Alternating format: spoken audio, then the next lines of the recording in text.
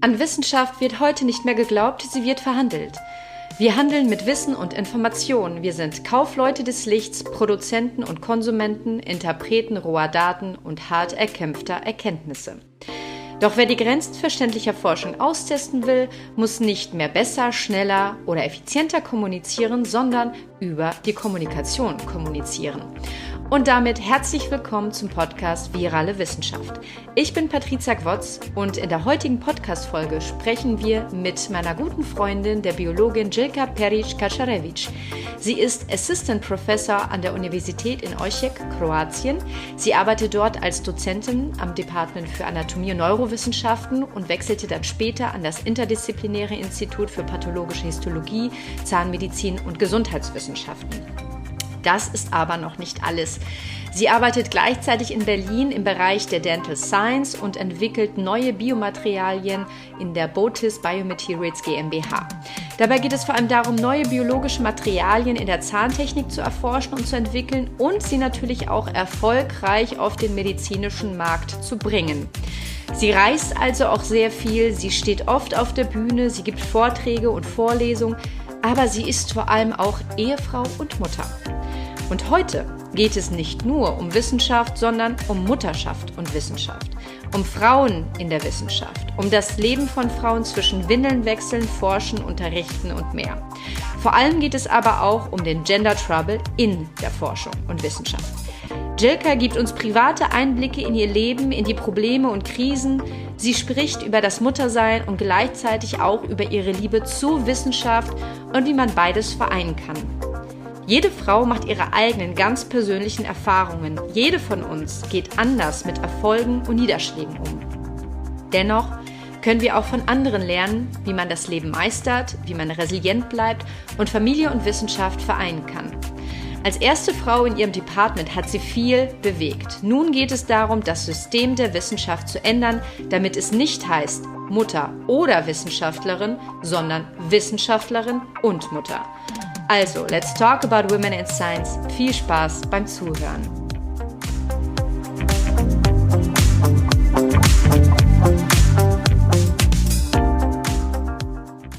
Good morning to all of you. Here is Patricia speaking, and today we have a new session of Viral Science. We are talking with Professor Željka Kačarević. We are talking today about a very hot topic. It is about natural sciences and women in science. So this is the topic today.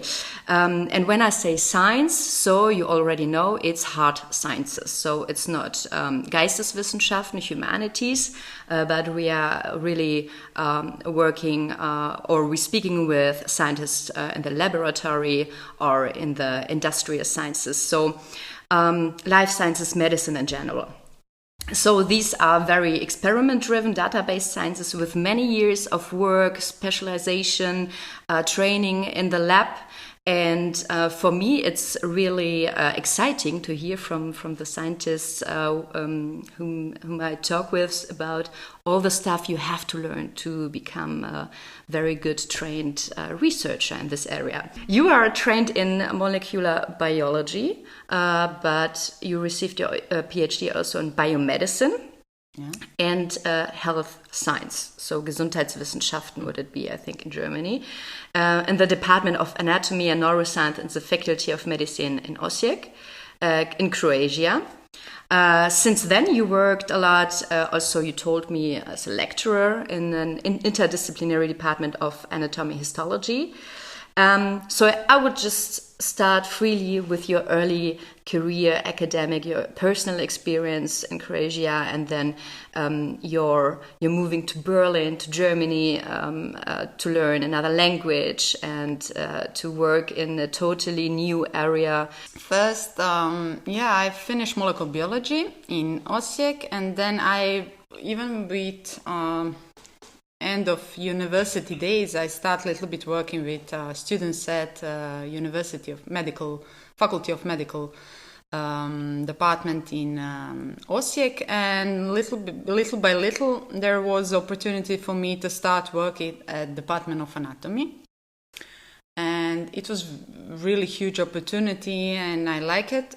It's just that this department was fully man-dominated department. It was very funny. I was driven as a scientist. I wanted to do lots of research. I wanted to do animal studies, human studies, laboratory work, and I just came to the department that was mainly dominated by lectures of anatomy, lectures from the lectures, and yeah, fully men dominated. I was the only woman employed at this department. Yes. Wow. This sounds really crazy. So the city of the university is a big city, a small city, or it's a big city. Pretty much this city is small continental part of the Croatia. So Croatia is very nice. Everybody knows Croatia from these beautiful pictures of holidays and sea and vacations. Yeah, I'm not from this beautiful part. So pretty much that's why I left. No, this was not the reason why I left, but this part is also a beautiful part of Croatia, and I like especially the people of this part. They are amazing people from this continental part. They are people with such a huge heart, amazing, friendly people. It's just that at my city, we often call it as university city. It's starting to get more and more universities there, and the population is not even old how it was before. So it's now more like student city with lots of young students. People there. So at the beginning, before around 15 years, I always lie about my age. So I hope 15 years it's somewhere the timelines. But before 15 years, when I start working at University of Medical Faculty, now it's divided also to dental university and medicine. So it's even 2 universities now. Okay. Yeah. Okay. So it's growing. It's growing, yes, and it's growing with other universities. So city is growing, and like I said, it started to be almost like a small city university, like university city. And I mean, in Germany, it's clear you make your studies, then you graduate, then you make a PhD. You have to do also a lot of lecturer training at the beginning. Is this the same procedure in Croatia? Or? It's very similar. Yeah. When, regarding European Union, we try now to have everything the same in all the countries. So we are following this Bologna style now in Croatia.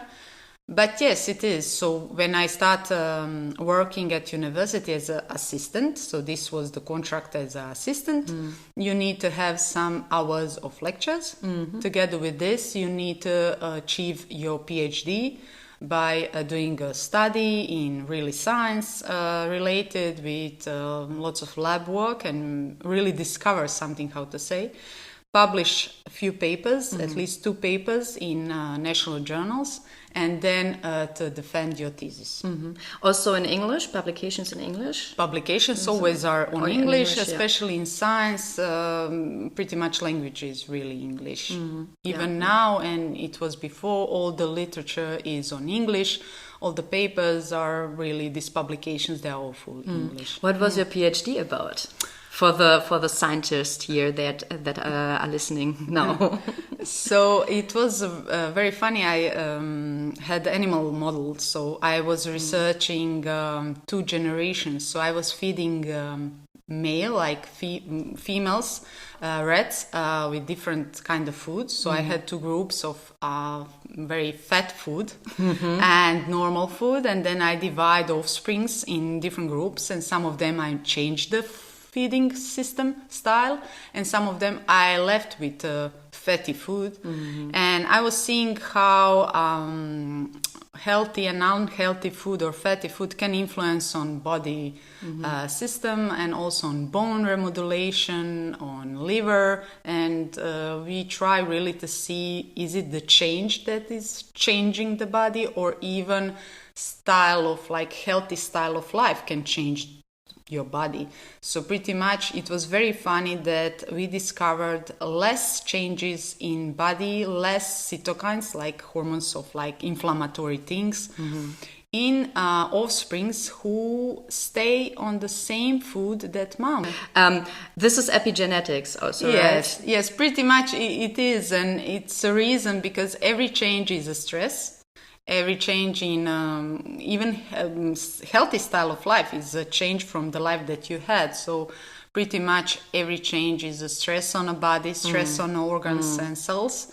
So this stress is what is not easy respond of the body. So I think just the reason, if we are all coming, or at least I'm coming from a country as Croatia and from this continental part, in our blood is, in my blood is that we like to eat sausages, we like to eat fatty food. I know it from Poland. Oh, yes.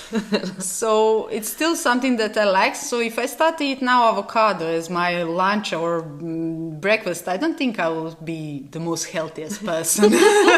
Avocado, I don't think will save my life in the end. So this was typical. Well, it was the topic of my PhD, but it wasn't so easy. I just tried to make it easy. The story is very funny. So it was the first animal model.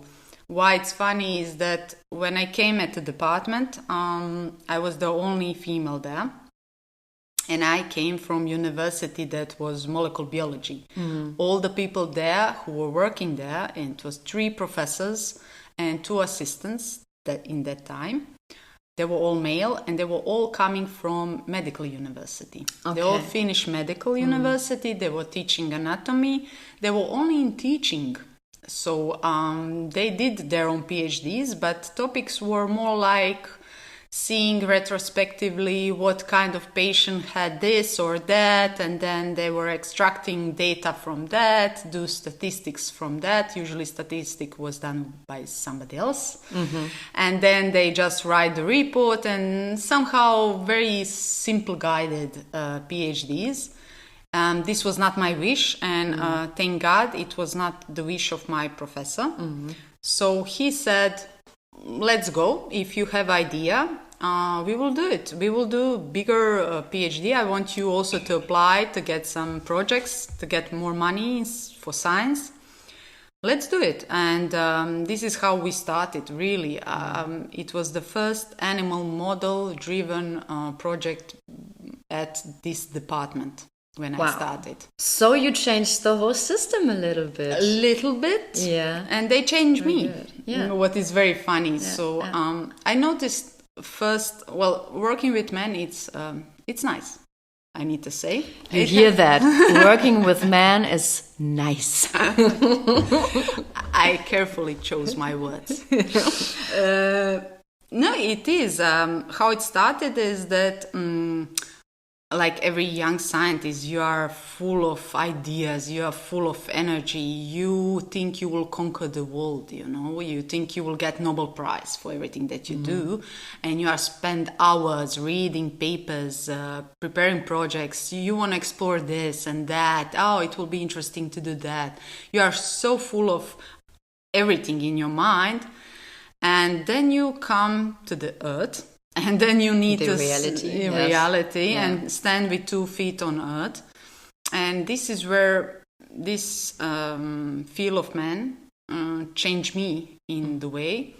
I noticed very easily at the beginning, whenever we had meetings, it was always a meeting in a bar with a coffee, relaxing meetings. So it was a meeting once a week in a coffee bar with a coffee, and we say to each other what it needs to be done for that week. And then I start enthusiastically talking, it should go that, we should do that, and it should be like this. Lots of stories, what women likes to do, these stories of the stories. And they'll always cut me with a topic or with a question, okay, Željka, but what do you need What do you need from me? What you need, how many chemicals, what animals, and what do you need? So they always try to sedate me a little bit and then put me on a focus. Okay, with them I notice it needs to be very clear answer, very straightforward answer. Focus should be very straightforward. You should not have 5 focuses in your life or 5 focuses in any project that you do. Okay. You should do it one by one or 2. By men, it's usually one by one, you know. It's not like multitasking, too much offers. So it's really like they put me on a focus with ideas what, when, and how. And with these questions, I learned to be more easygoing with really focuses, and then I start achieving something. So it was a good training, Yes. you would say, right? Yeah, I need to say this is how it started. It was shock. It's always pluses and minuses. But I think with this style of life, it was really funny. Every time I start saying something, he said, okay, but Željka, what? How? And how many? When is the timeline? So with these questions, I always learn that whatever I want to do, it always needs to go with these questions. The pragmatic side Yes. of science, not just like Yes. living somewhere in the sky and dreaming to have the next Nobel Prize. Yes, but yes, of just course. step by step, just Step by step, and give me what I Yeah. need to do. And he really provided. So I still adore my chief from department. I always speak nicely about him, but these reasons, what he did at the beginning of my academia work, is the things that I'm still using now. Perfect. Yeah. This is a perfect beginning for our conversation right now, because also in Germany, there is a still gender gap. We have this representation in mathematics, natural sciences, and I think there was a study, some statistics from 2021. There were just 21% women representing a professorship, a chair in these sciences and in medicine. And in health science, it's 27%. So it's not, it's rising, but it's not even where we have to be. So one of the main reasons at German universities is that the academic life is not family friendly. The contracts are short-term from one project to the next. We have this kind of Wissenschaftszeitgesetz, so the law that you are just applied for a few of years with your PhD and habilitation thesis here in Germany, and then you have to get a chair somehow, although there are not chairs enough in Germany.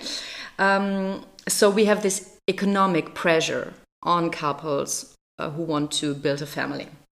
There's no room for planning life with kids. There's even no room for talking about family and science, and also being a mother and being at the same time a scientist. I know from a personal academic anecdote that a very high institution here in Germany, who is a very big third-party funding institution, once told us in a lecture that when you choose to become a mother, please think about if you really want to become a scientist. So I completely don't agree. Yeah. And this, when we heard this as young scientists, young female scientists in Germany, we went crazy. We thought, oh my God, is this Middle Ages again, or what are we doing here, mother or scientist? So, what is your impression when you hear something like that in big Germany? No, in big Germany, if I hear this, it's also in Croatian, and it's something that I'm always against. It's funny story. I will cross the line with me, and we can go with numbers. So I started department that were only male. I was the only female. When I did my project from my PhD or from my animal study, we achieved 5 PhDs after that. And from these 5 PhD, it was also 2 new women. Perfect. Yeah. So now if I see this apartment or this department of anatomy, now it's 50-50. Wow. Yes. And if I compare also with Berlin, but this is the other story, we can go and make a correlation after, but it's similar. I work now in Berlin in a company, so I'm more in industrial now science, but it's also 2 men as chiefs or CEO of the company. The other males are also a little bit like below, that are also chiefs of different departments. But you see, it's also mainly dominated area, especially in dentistry, that I went a little bit after. But I am seeing more and more female-dominated area. We see more and more female, these also associations that are promoting science, women in science. We are giving them a little bit of push in the back, but in my opinion, it's not even necessary. There are amazing women, amazing people that I met through my life that are females and that are even mothers and doing amazing work. I can start, first of all, with my mom. I had the best role model in life is that my mom achieved everything she conquered the world, in my opinion. She was at University of Law. She even been dean of this university, and she had all the steps. She really achieved all the professorships that she could at this university, and she still has 2 kids, and she had me and I have a brother. So perfect role model for women in science, how to say. And she achieved this perfectly, and the best of the stories that I can say from that time, she was traveling also for the science, she was doing her PhD, she was doing a lot of, she wrote so many books, and she's lecturing a lot, she's still lecturing at university. But when I remember all this time, I will always remember my mom as a mom, not as a teacher or working person. That would be a question of mine. Yes. Who did the care work at home? Everybody. It's like, you don't think, you just do. This is how it is. The same if I see now myself, I have 2 kids also. 2 boys, one is 9 and the other one is 3 years.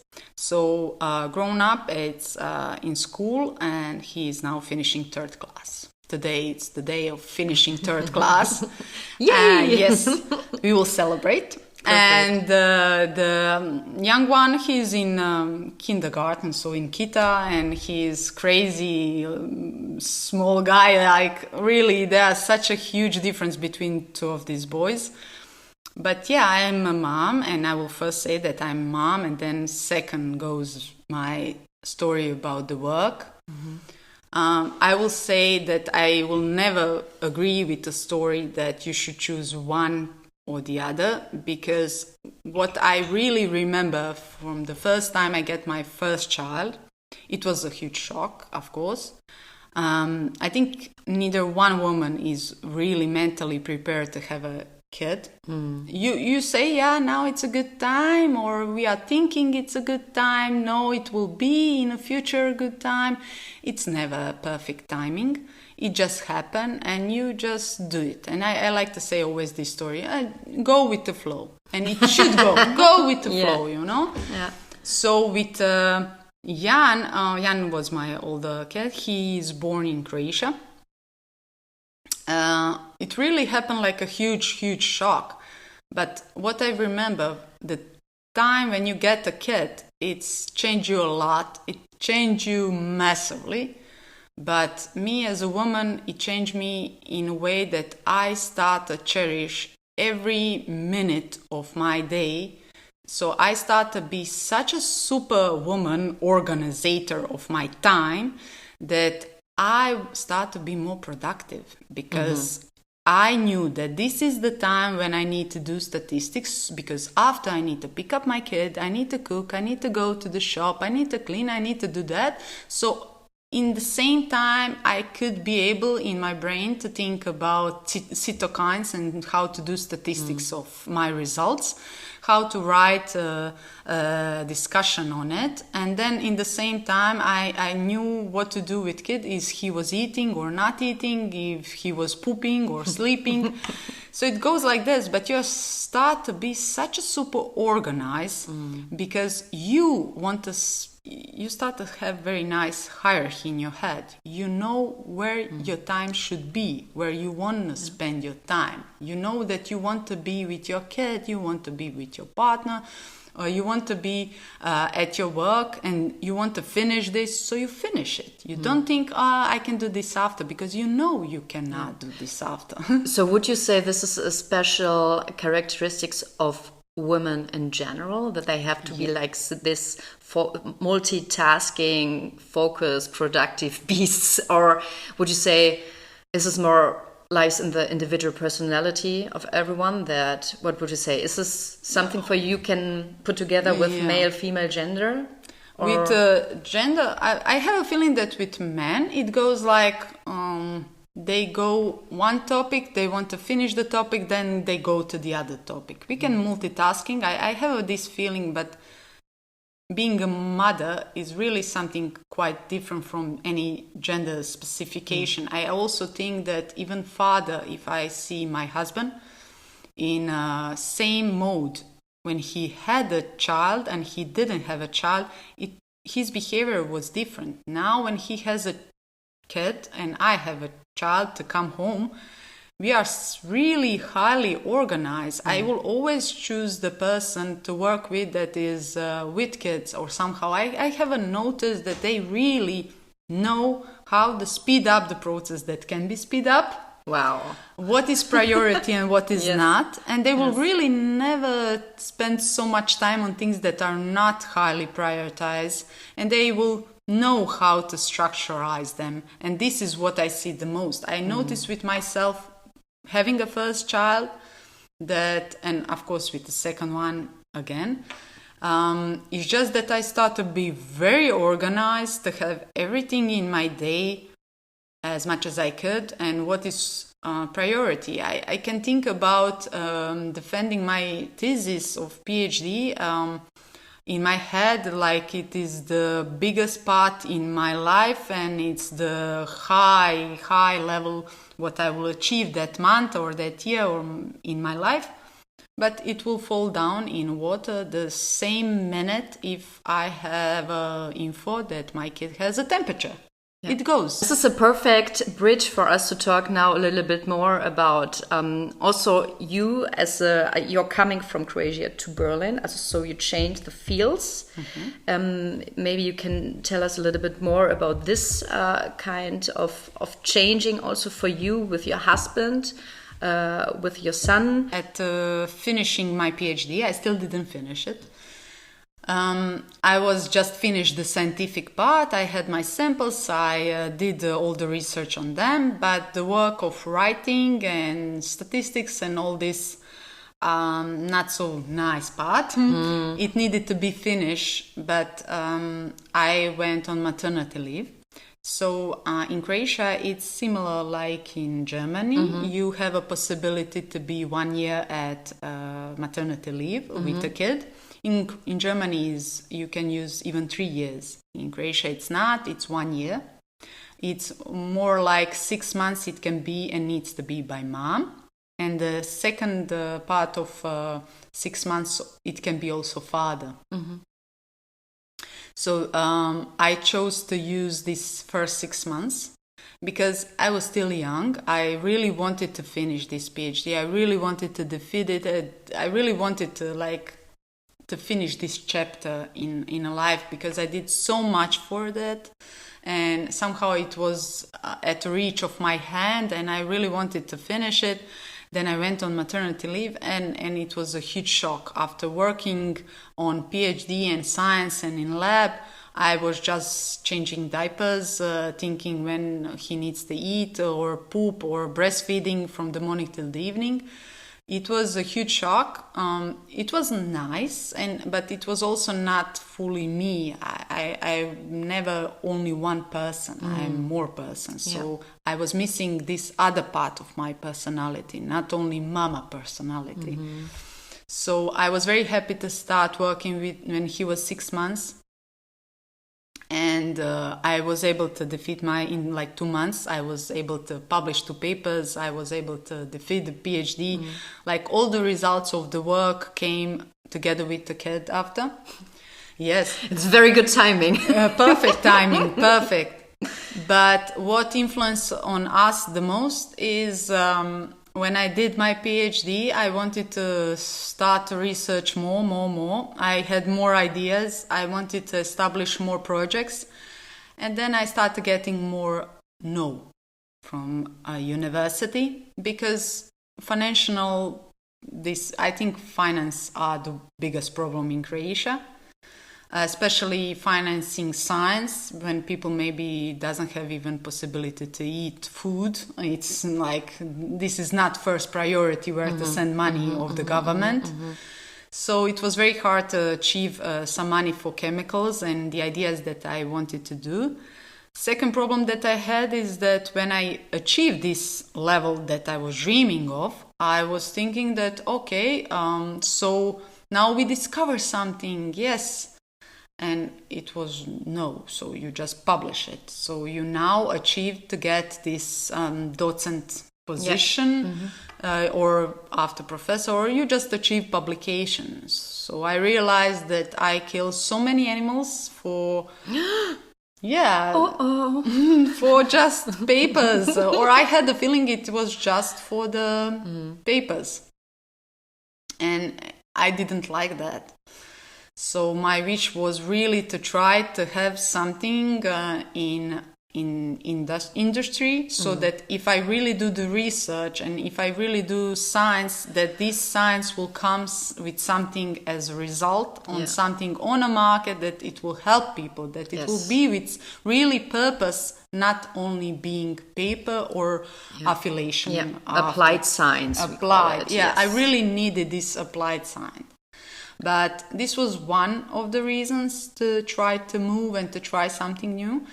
The other reason was sickness. So my husband, Andrej, started to be sick very bad at that time. So I was in that time alone with a kid, trying to finish this PhD, and he started to be sick little bit by little and start to feel very without energy and bad. He was very unsatisfied at work. They were really destroying him at work. He was working from the morning till the evening for one company and very unhappy, and all of this result with a very strong disease of endocarditis.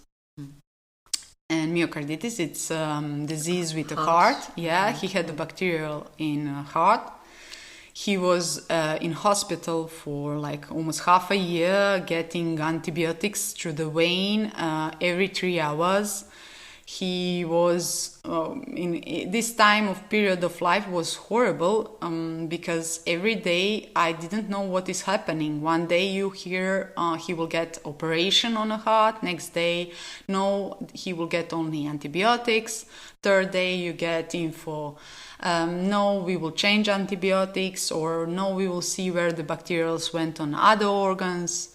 It started to be really bad part of the life that thankfully finished very well. So he's completely healthy now. He needs to be careful, of course, and everything. We always have this as a top of our head, you know. We always remember this time sometimes. Sure. But yeah, he's fully healthy now. But in that time, you start to think again, hierarchy change in your life. So we sit down and we said, okay, what we want with our life, you know. We are living in a small city in Croatia. So I said, no, I want a big city. I want to feel the smell of cars. I want to feel the smell. Wow, it's so poetic. Yeah. I want to feel the smell. Yeah, I was joking always, because you really, when you come in a big city, you hear so many cars. You feel this gas from the cars. You see the movements. You see the restaurants. You see the people. Yeah. U-Bahn, S-Bahn, so many happening, concerts, bars. I don't know. It's like we wanted this vivid motions and everything, and it was thankfully the wish from me and him together. How old were then at that time? Jan was then 2 years. And so to be honest, nobody expected this too much. Our family was even not so happy, because we both had the steady jobs. So you did a PhD, you can be like the chief of department in few years. Why you are leaving such a beautiful work? Why Andre you are leaving your work? Why, and you have a flat and you have a kid in Croatia? It's like now you have all. Now you can live and die. Oh my God. Jesus. So no, you expected more from life. Of course. Yeah. And it was it is the funny in Croatia. It's really it's in all these small countries or small cities. It's really the work that you get at the beginning. It's really the work that you work the whole life. So yeah, and I will be very non-thankful person if I will say anything wrong about my job, because it was a very good opportunity, very nice job, and everything was perfect. It's just that we wanted something more. And this wish of wanting something more, especially also for Andre, who is also a highly educated person, but he's a civil engineer. We don't have anything in common regarding our work. I think this is huge plus for us. That's why we are so many years together. He just listened to me about diseases and everything, and he says, yeah, however you say. And then whatever we talk about constructions and flats and try to repair something, he is the master. So we never talk too much about job in our private time. But we are very proud on each other, and we are helping each other through the life. So pretty much being scientist now is what I achieved because of also him and my family at the beginning. Well, my mom and dad and my family, and of course him now. So our wish was to try something new. And it started very funny, so he just gave a quit. He is also speaking German. I think this is a huge plus. I know he speaks very well. Yeah. So he immediately found a new job. And for me, I applied for the project in Charité to work also on the remodelation for the bone. And partially it was department for the biomaterials. I really like these biomaterials. It's really like future in my opinion. Topic of biomaterials in my opinion are the future. It's big business. It's really big. Science, yeah. Too. And very the most important, very interesting science, and it can be more interesting in the future. I still don't have all the answers, so it's really topic very interesting. So biomaterials are also with nanotechnology as something like that, like more this? like cell controls. Okay. So pretty much what I went in direction of biomaterials is for dentistry. Now in a field of dentistry, but it's not only in a field of dentistry. It's also in orthopedics. It's in cardiovascular. You have several places where we are using biomaterials to exchange or remodulate bone or soft tissue. We are so I'm working now in a company, so I'm still partially connected to my university, but here in Berlin I'm also working in a company called Botis for biomaterials. So we are specialized for production of biomaterials in dental field, so soft tissue. I saw and the bone. crazy pictures on your phone, the dental pictures from a company which I think you talked then about the not so healthy mouth of other people, and then we need some new biomaterials here. Of course. So now this is what I get. I really wish to have applied science, and this is where I get now. So I'm doing really applied science. We are, I was working in research and development of new biomaterials. So we are producing also collagen membranes or grafting materials, or also xenografts like from the animals, or even human donors like allografts. And we are doing all now as the most hot topic is resorbable metal. So we are making resorbable metal that can be a membrane or fixation system that you don't need to remove. It will be fully replaced by the bone. Wow. Yeah, it gives you so much opportunities. Sounds like sci-fi. Yes. Yeah, it was at the beginning when I heard about this, it was huge sci-fi for me even.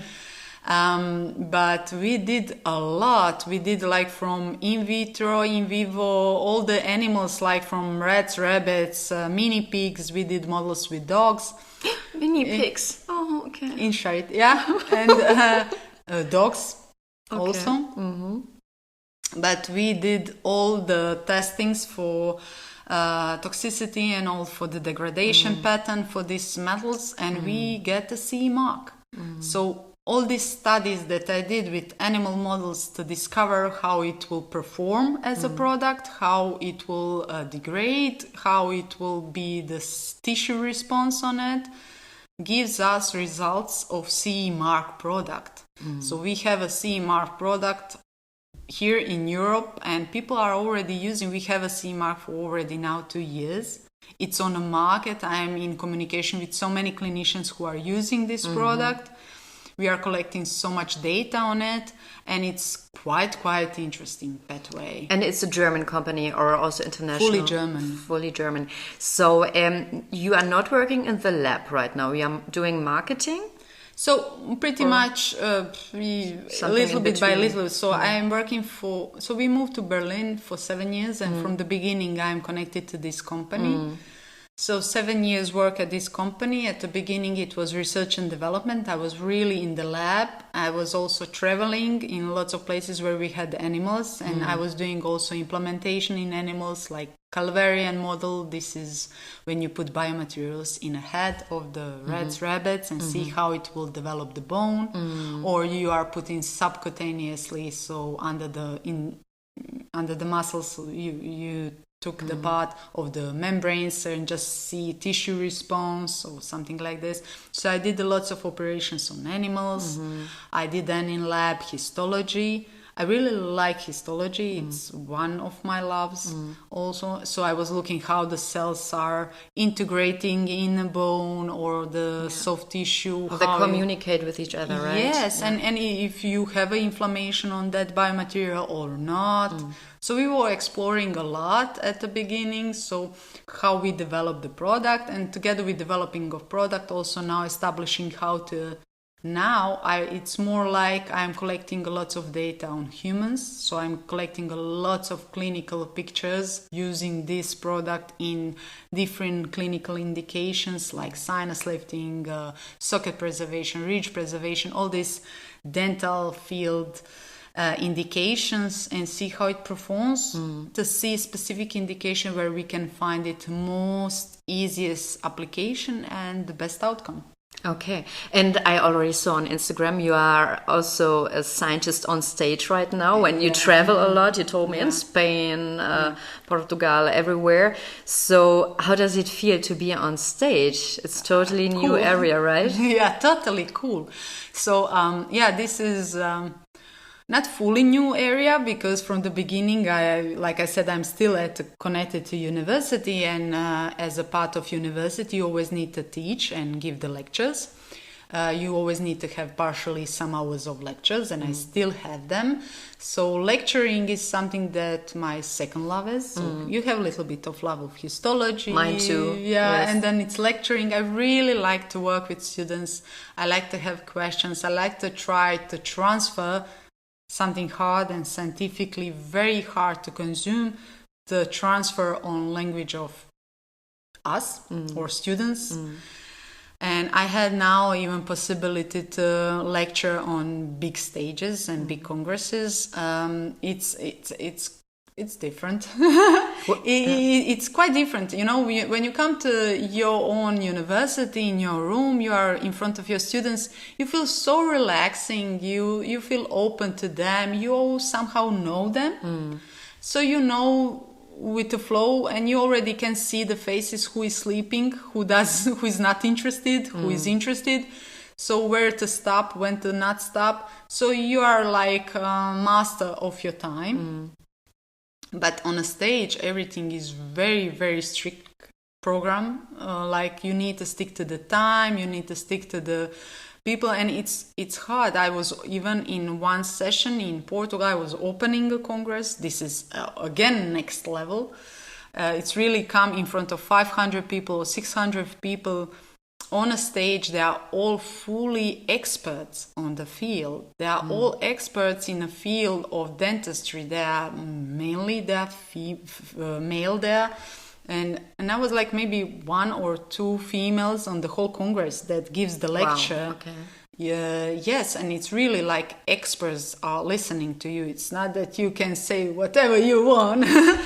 And would you say a male performer has another style than a female performer on stage? Is there some Yes. another attitude or? Yeah, I think it is. Of course, I always try to make a smile on a face. Whenever I start lecturing, just to feel more relaxing through the audience. It's like, we call this like a mirror emotions. Yes. If I smile, they will smile. Yeah. It will be easier for me after. So this is how I start. Also with the lectures in front of them, it's very funny. It's really hard to open a congress in so many unfamiliar faces. You don't know anybody there, and usually on these congresses it's dark. You don't see anybody. You just see small heads in the background, and it's such a huge spot of light on you, and you try to get... You're blinded by the lights. Yes. To quote the streets. Yeah. So it's quite different, but it's a huge positive energy, and I like it. I like it. Lots of different things. I always try to try new things. So this was something that I try as a new thing and develop in many more congresses ahead. Also, I remember I had in Tel Aviv the one, also huge congress it was. So it started to be like bigger and bigger congresses that we are having, and being also on a stage. It's quite different. Yeah, it's cool. And would you say now in your company, like how is the are more males, females there? How, maybe another question, important question would be, is there any competition between the women? Oh. Because I talked with a lot of my friends about this, that women sometimes in science are more jealous than male with each other. So, because they have to fight a little bit more in the career.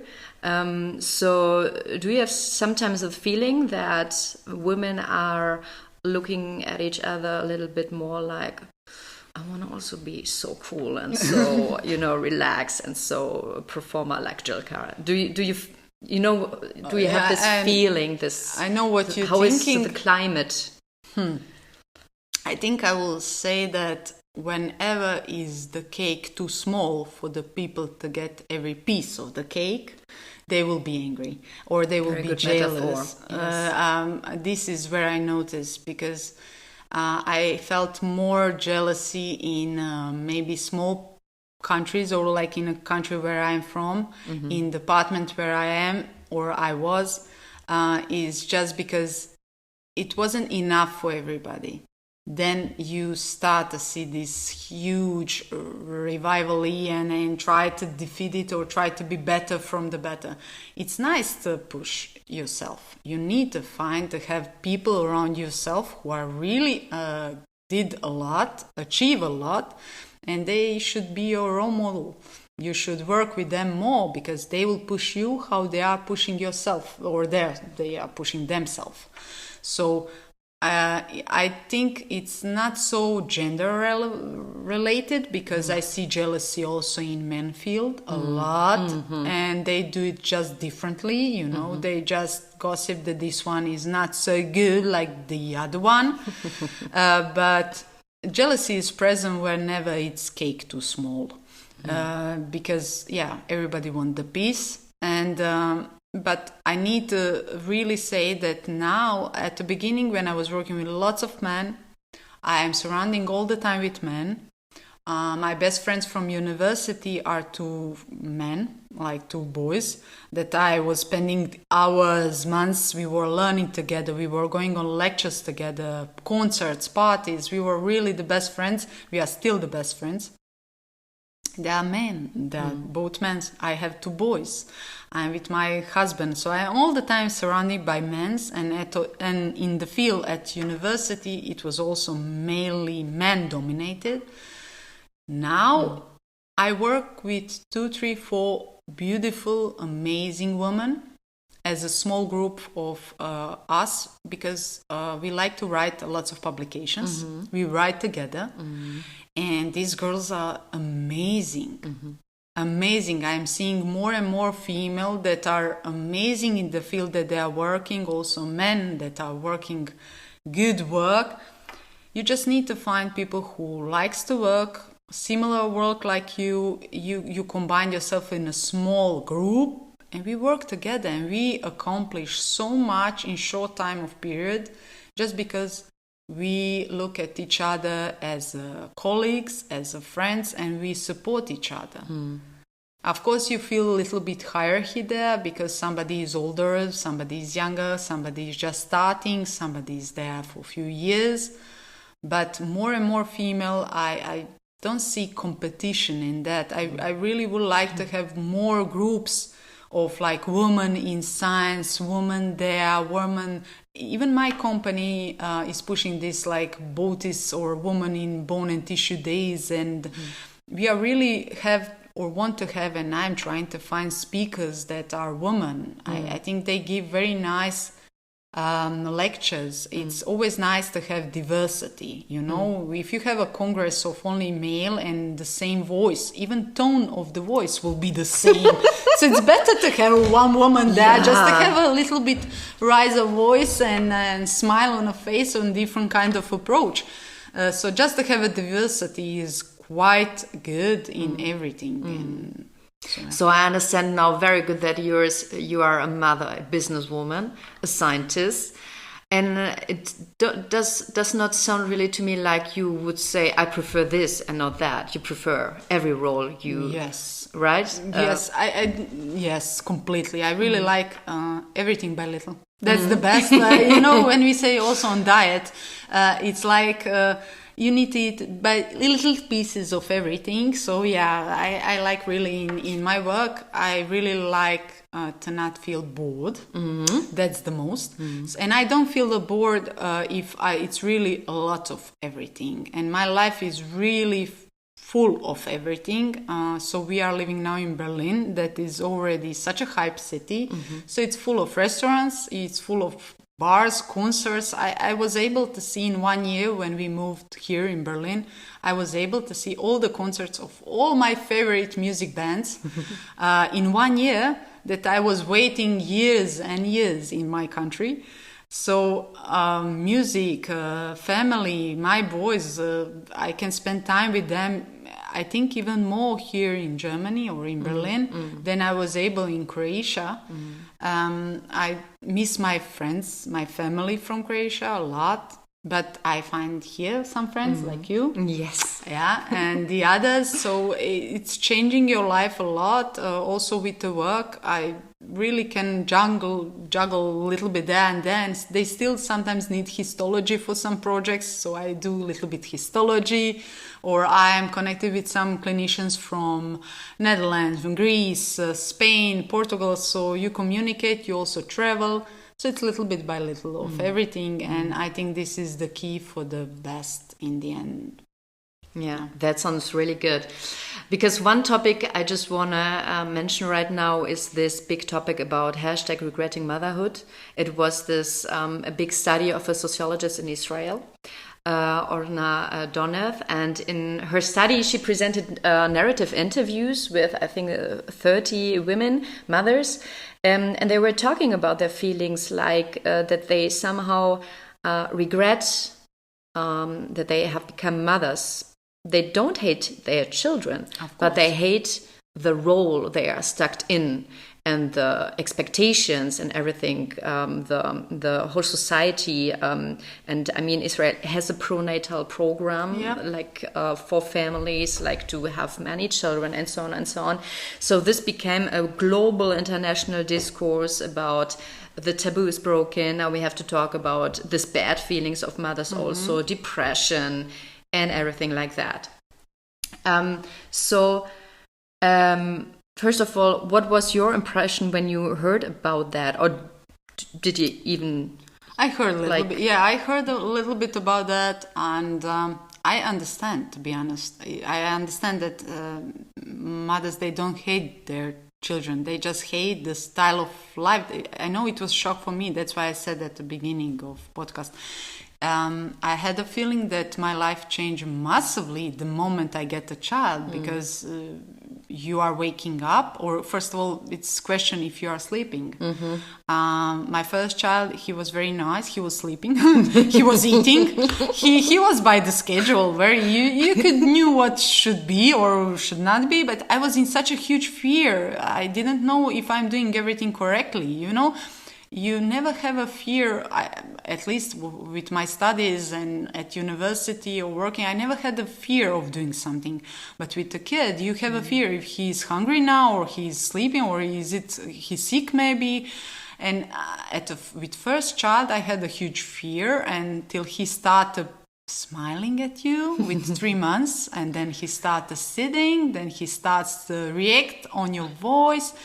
Then little by little you notice that maybe you are doing a good job, that he need to clean a diaper. You see, he's happy now. So it's good. You are doing good. So it goes little. You are just in not familiar situation. And of course, like I said, it's if you are not fully yourself, and I'm not fully mom, and I will always say I am a mom. I am doing everything what I can for my kids. I will always give all my hand. You will say you can cut my hand for my kids. I will give them all I can, but I'm still not only a mom. I'm also Željka, and I'm also a scientist in this topic if we are talking about also, but I'm also a husband, or I'm a wife, and I'm also a girl. I want to be out and party, and I want everything by little. So I'm not only a mom, and child really takes you lots of time at the beginning. And it change focus of your style of life. It's not your style of life. You don't have time for yourself pretty much. It's fully dedicated to this small person. It's quite... I completely can understand this study, and I can understand this, but it's very important to know that whenever somebody wants, if he really wants something, and if all these women really wanted to do something to accomplish with their life, they can do it. I know millions and millions of stories of women succeeding in life, being even only moms, like with kids, and succeed and finish universities, working in high-level jobs. Whatever you dream or push yourself or have this one focus, I think you can do it, with kids or not. And also, it's a matter of time. Maybe it will not be the time that you really stick to it, because something will be a little bit postponed because of something, but you will achieve it either way. So I feel bad if they feel really like that motherhood changed them, because I said what I see huge plus in changing me. Motherhood changed me massively. But I only see positivity in my changes. How to say? I see that I am like a superwoman. Start to be with kids. Time regulated. Even tolerance start to be bigger. It's probably better for the old people around me that I have more tolerance. And I remember that. Your parents are not living here. You don't have any help from your parents, right? Many families here in Germany, they have the grandparents here. They can do something, and so on and so on. How was this for you? Like to be on your own? That would be my question, because for me it would be when I came to a foreign country. I don't even have my friendship circle right. Neither do we. We didn't have anybody here. So we came here with a kid that was 2 years. Then at that time, I think it was the biggest shock for him because he was speaking Croatian language. We never spoke German between us. So he came like one day he's home in Croatia, and next day he's in Berlin, and he will be put in a kita with 20 kids. They're all speaking, I don't know which language. He's totally misunderstood. new room, new flat, new surrounding, new climb. Everything is new for this kid. It was a huge shock. But again, go with the flow, step by step, day by day. It was heavy at the beginning. It was also heavy for me because you need to understand, I do understand German language, but it's so hard to speak it's really hard language. So it's not easy, but still I have a feeling that Berlin, it's not Germany, and that's why I like it. Berlin, it's Berlin. So that's why so many people love Berlin. Yeah. Yes, so and that's why I like it also. Berlin. Yes, I adore Berlin. Yeah. It was quite difficult. And if I compare my maternity leave with Ben and Jan, it's quite different. So Jan was in Croatia and I started working after 6 months and I had my family there. I had one beautiful person who was helping me with raising a kid. So he was raised by one person coming in my home and helping like a babysitter. And with Ben, oh, that was a time. So how I get to Ben, it's even a funny story. It was Corona time. So with Ben, it was Corona time. A Corona baby. He's fully Corona baby. He came on a Christmas day. So in the middle of the winter, we were sounds like a novel, like a fairy tale right now. Yeah, but not such a funny fairy tale. It was... we were alone here in Berlin, so I had the first child. He was then around 6 years, and in the middle of the night I felt contractions, and I just wake up Andre and I say, Andre, I need to go to hospital. I have contractions. I need to have a birth. And he called me a taxi and say bye-bye. No, really? Of course. Because he have to go to work. No, it was in the middle of the night, and he needed to stay with Jan. Okay. And it was also Corona. It's not that you could be in a hospital so easily. And I was left in a car. I remember that day so clearly. In the middle of the night at the street, I am with contractions, put me in a taxi, and I just say bye-bye. And I was in a hospital, completely alone, not fully knowing German language, but screaming it's the it's same. A universal language, universal sign, screaming. Screaming of the pain. And I delivered Ben in the morning, so he even managed to come in these last minutes of delivery because he just wait for our neighbors to wake up, and he left the Jan to the neighbors and tell them, please help. Can you babysit for a few minutes? He came to the hospital, so we able to see each other in that moment. But maternity leave with Ben was quite heavy. He was a beautiful child. He's still such an amazing curly hair, angel face guy. Such a nice boy, but devil. He devil was inside. He was not sleeping at all. He was waking up every 45 minutes. I was totally... so we were alone. Even I was not able to see my parents. I think for them and Andre parents, they were not able to see their grandchild when he was 5 months or 4 months. It was horrible. They couldn't pass the border. They didn't allow people to travel in that time. So they were not able to come here to help.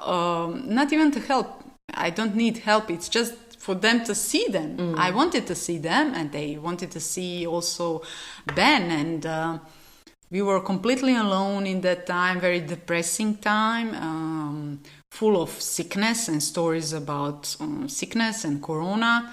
So, fully alone for the full year. So, maternity leave in Germany, it was 1 year with Ben, because immediately after 1 year, you can apply to get a Kita place. And this is where then he started to go in Kita little by little. Then it was also, again, some sickness and some Corona closing times. But still, it was the time when I started working after him day by day or slowly.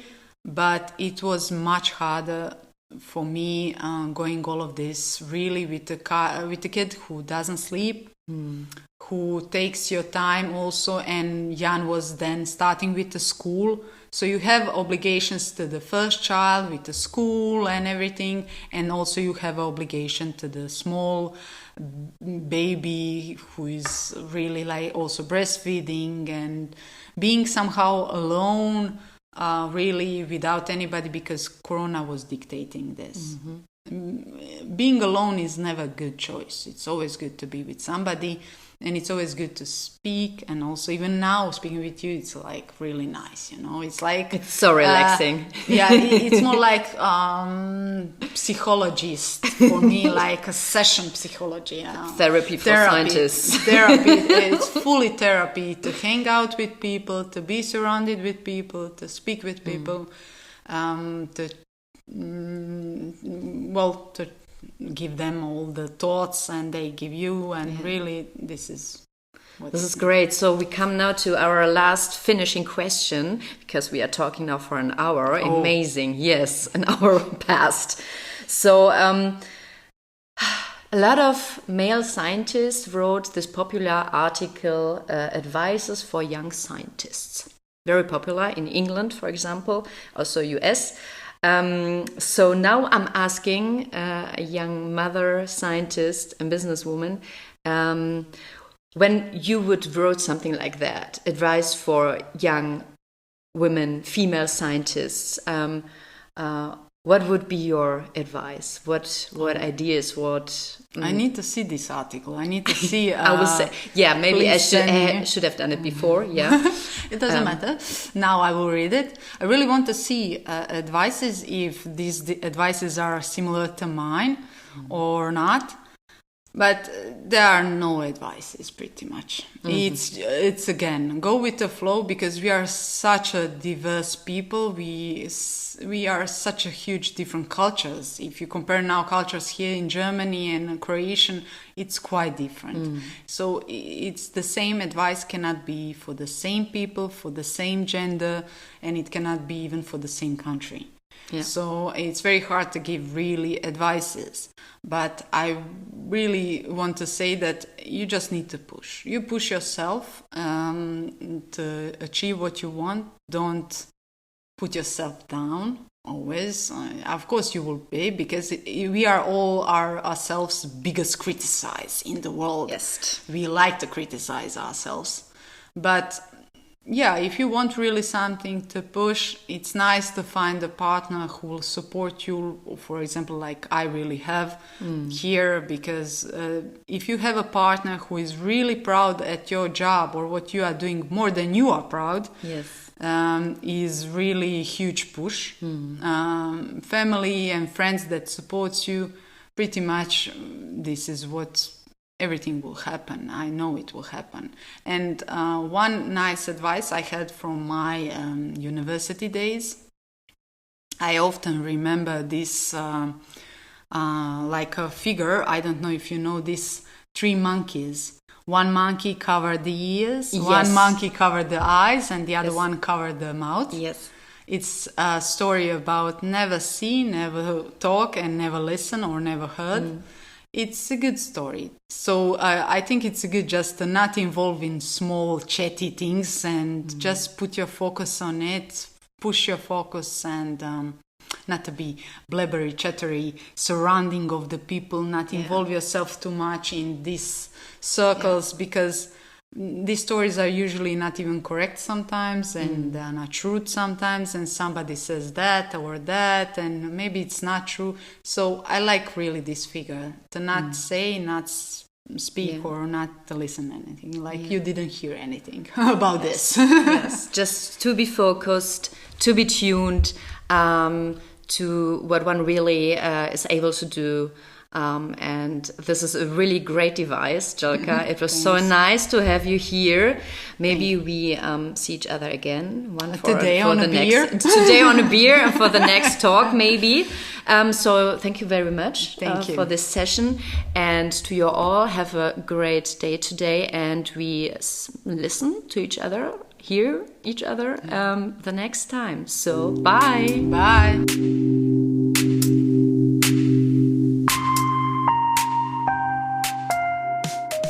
Das war unser Talk über Frauen und Mutterschaft in den Naturwissenschaften.